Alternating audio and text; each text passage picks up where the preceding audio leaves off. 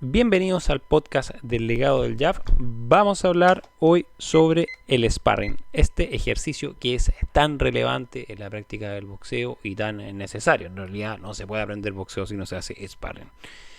Y vamos a hablar de 5 puntos importantes a desarrollar durante su práctica. Número 1, que es una experiencia de aprendizaje. Es importante entender esto.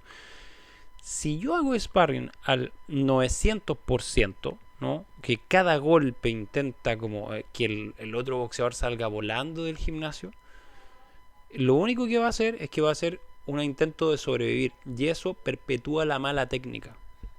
No va a faltar el que va a decir, no, es que Canelo, amigo, Canelo tiene probablemente 1.000.000 de horas de entrenamiento. Cuando usted tenga 1.000.000 de horas de entrenamiento, perfecto. Y cuando a usted le paguen $1.000.000 también por combate, vaya y hágalo.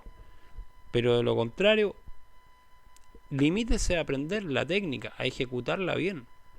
Cuando existan preparaciones de combate, se tendrán que hacer en ese momento, pero llevar siempre un 100% de potencia, lo único que provoca es deformidad de la técnica, porque tú no estás preocupado de trabajar el desplazamiento, el contragolpe de encuentro, el contragolpe de riposta, estás preocupado de cuán fuerte te van a golpear.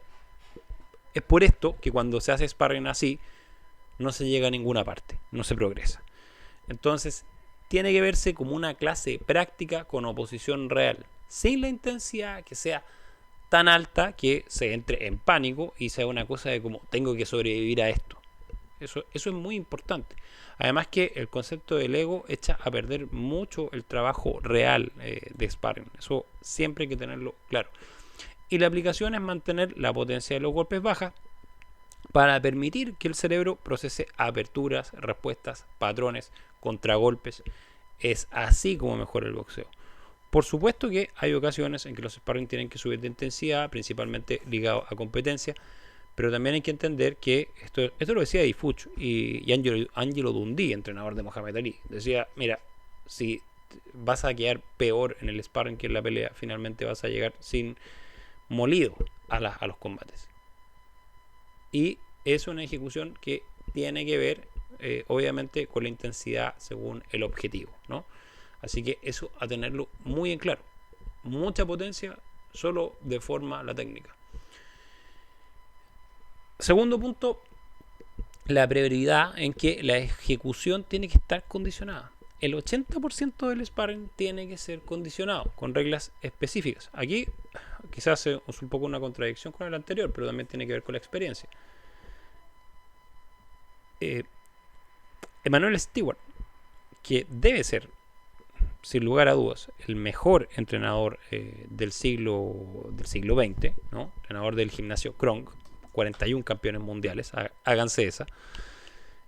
Decía, ya, el sparring es fuerte. Ok, obviamente tienes a Tommy Hearns haciendo sparring, ¿no? A Lennox Lewis o a el Mike McCallum. Tipos buenísimos. Y él decía, ya, 4 asaltos, corta Ian McEwan corta ring y defiende Hearns, ¿ya? Y los tipos se daban con todo, pero si había un mínimo de no obedecer esa norma, lo que hacía Stewart era, se me bajan los dos y se van, ¿no? Porque no están siguiendo instrucciones. Eso es muy importante. O sea, aquí yo limito el arsenal ofensivo y defensivo y obligo al alumno a resolver problemas específicos. ¿Cuál es un problema específico en el boxeo? Un boxeador zurdo, por ejemplo. Si tú estás tonteando, no tienes objetivos claros y te sale un boxeador zurdo, te va a caminar a la derecha y te va a conectar a la izquierda todas las veces que se le dé la gana. Esto es muy importante tenerlo claro. ¿Ya? Es muy importante tenerlo claro. Otro tema importante es, por ejemplo, si el boxeador A solo usa el jab y el boxeador B defensas con una mano y tronco. Esto puede ser un derivado que se llama escuela de combate, donde se ejecutan defensas y combinaciones. Ayuda mucho a mejorar el miedo a los golpes y el proceso de defensas, ¿no? Recordemos que quizás el primer sistema defensivo es subir las manos, ¿no? Subo las manos, primer sistema defensivo. Y después yo voy completando. Esquiva a la derecha, esquiva a la izquierda, parada de combate con mano trazada, parada de combate con mano adelantada, cabeceo, cintura, desplazamiento. Eso es lo que yo voy ejecutando poco a poco. Esto es bien importante tenerlo claro. En tercer punto, la seguridad y la organización. ¿Ya? La seguridad no es negociable. Y esto lo digo porque, ¿no? Y esto me pasa mucho en TikTok, que chicos me dicen, oye, pero es que mi profesor hace sparring, llevo una semana y hace sparring. Hacemos sin cabezal, sin bucal, con guantes de cualquier cosa, ¿no? El típico raro ese que llegaba al gimnasio y que recogía unos guantes que estaban ahí botados desde quizás cuando, y los guantes eran como de 10 onzas y se ponía a hacer sparring. ¿Cuál es el problema con esto? El problema con esto es que si a ti te pasa algo, y esto lo voy a hablar primero del deportista y después del profesor, si a ti te sucede algo, lo único que va a pasar es que el gimnasio o el dueño, el profesor va a decir, oye, yo no te conozco, ¿no? No, si te cortas la ceja, te rompes un diente, te rompes una costilla, te rompes la nariz, va a decir, no, yo no sé quién eres tú, no te conozco, sal de aquí. Y si pasa algo, y el alumno, por ejemplo, es menor de edad, o el alumno simplemente va y denuncia, ¿no?, al gimnasio, es el profesor el que se va a llevar el proceso legal. Entonces, siempre equipo completo, protector, o sea, cabezal o careta, como se lo dice en otras partes, protector bucal, por favor. Protector bucal, además de proteger los dientes, que son carísimos, protege de contusiones. Protector inguinal, si es posible. Es bastante bueno el protector inguinal, lo recomiendo mucho. Es uno de los buenos implementos de boxeo. Me demoré harto en ocuparlo y con el tiempo me gustó muchísimo. Me siento muy cómodo en la guardia con un inguinal. Y guantes en lo posible de 14 onzas, ¿ya? Esto obligatorio, ¿no? Por favor, el sparring debe detenerse inmediato si hay una fatiga excesiva, deshidratación o simplemente, y ojo acá con el profesor, porque el profesor siempre tiene que estar mirando.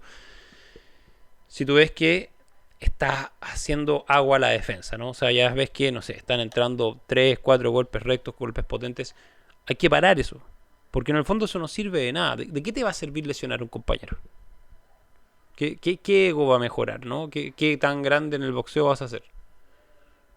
De nada, solamente vas a estar perpetuando la lesión de una persona que quizás le sirve el boxeo porque se siente mejor. Entonces, hay karma, chicos, hay karma. No hagan bobadas porque hay karma. Entonces, piensen siempre en eso. Y obviamente el entrenador tiene que estar atento a lo que está pasando.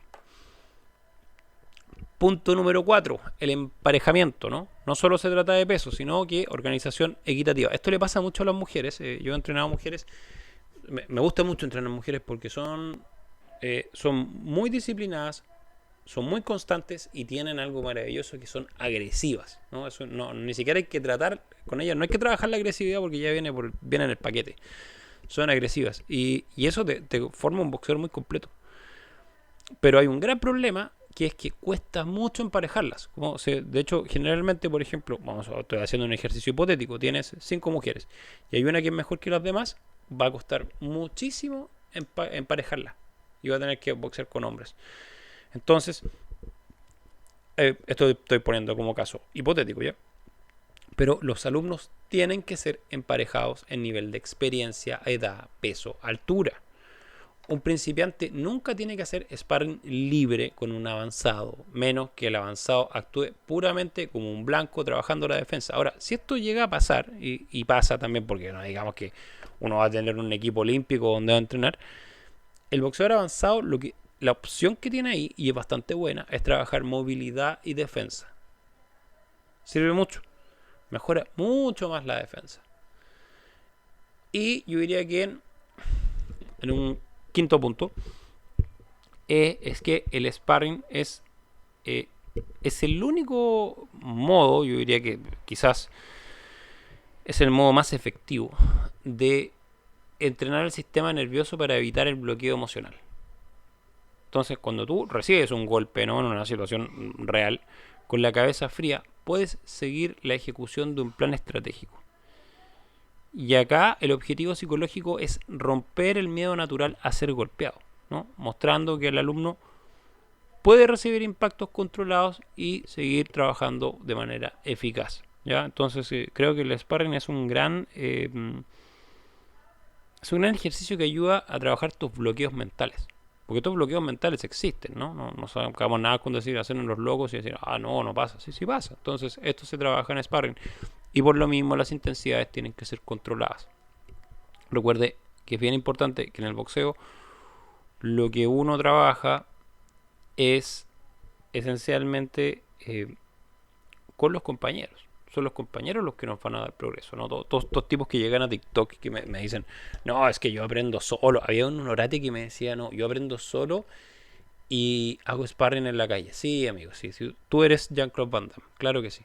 Pero para el resto que quiere aprender de verdad, una cuestión muy importante es los compañeros, ¿ya? Y para finalizar, un error común es esta cosa como de pelea de bar, ¿no? Permitir que los alumnos intercambien golpes sin control para demostrar quién es más duro. Esto lo único que hace son vicios técnicos. Hay varios vicios como agachar la cabeza, cerrar los ojos, golpes en la nuca, que obviamente promueven lesiones cerebrales a largo plazo y arruina totalmente la pedagogía del deporte, ¿no? Pasa siempre con esta gente que hace sparring así, es que lanzan las manos derechas, las lanzan en volea. Y llegan como que la trayectoria de su ojival desciende. Eso en un combate amateur es mal evaluado porque no es un golpe, no es nada. No es ni recto, ni gancho, no es nada. Entonces, cuando se entrena así y se va a competir, pierden porque efectivamente dentro de la rúbrica técnica, que es lo que el juez evalúa, no estás haciendo nada. Ya, eso tenerlo muy en claro. Y una tarea práctica es hacer parejas de peso similar, hacer un asalto de 2 minutos. El boxeador A puede lanzar jabs suaves a la frente del oponente y el boxeador B tiene prohibido golpear, solo tiene que usar paradas y desvío con mano derecha. Y a los 60 segundos se cambian los roles. Este es un buen trabajo de coordinación mano-ojo, tranquilidad ante el guante que va a la cara. Ya, eso es bien importante tenerlo claro, usarlo, sirve mucho. Ayuda a adaptarse, digamos, dentro de los inicialmente en el boxeo y siempre va a ir mejorando nuestros tiempos de respuesta. Todo esto es lo que es la táctica del sparring, que me parece que es sin duda el ejercicio rey del boxeo, ¿no? Así que eso, chicos, y bueno, tenemos taller de sparring este mes de abril. Comenten ahí, me escriben al DM en Instagram donde respondemos más rápido. Así que ahí se comunican. Y bueno, este fue la charla táctica del día de hoy. Síguenos para más en el legado del Jab.